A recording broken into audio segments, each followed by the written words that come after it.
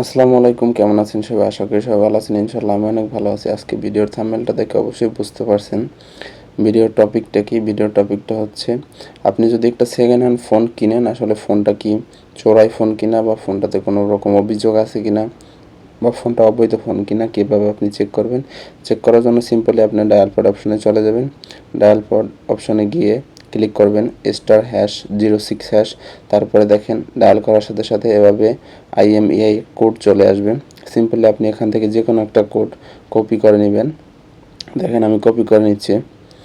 এই যে কপি করে নেওয়ার পর আপনার কাজ হচ্ছে, আপনি সরাসরি যে কোনো একটা ক্রোম ব্রাউজার বা যে কোনো একটা ব্রাউজারে চলে যাবেন ফোনে। আমি ক্রোম ব্রাউজারে চলে গেছি।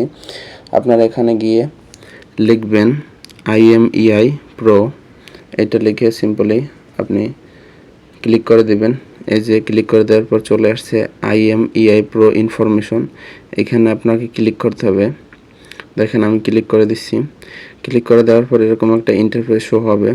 শো হওয়ার পরে যে নিচে দেখেন ইন্টার IMEI নাম্বার হিয়ার, এইখানে আপনাকে ওই যে কপি করেছিলেন ওই নাম্বারটা দিতে হবে। এই যে দেখেন আমার কপি করা নাম্বারটা আমি পেস্ট করে দিলাম এখানে। তারপর এই যে দেখেন I am a not robot, এইটাকে আপনাকে টিক মার্ক করে দিতে হবে। টিক মার্ক করে দেওয়ার পর সিম্পলি আপনাকে ওই যে ক্লিক লেখা ওইখানে ক্লিক করতে হবে।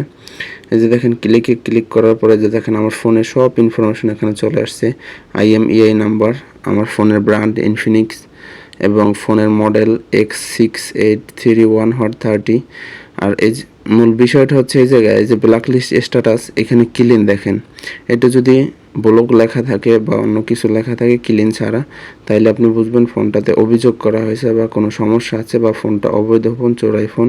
তো মূলত এই ছিল আজকের ভিডিও। সবাই ভালো থাকবেন, সুস্থ থাকবেন, এবং এরকম ভিডিও পাওয়ার জন্য অবশ্যই আমার পেজটা ফলো করে রাখবেন, এবং সবাই লাইক কমেন্ট শেয়ার করবেন যেন সবার উপকার আসে ভিডিওটা।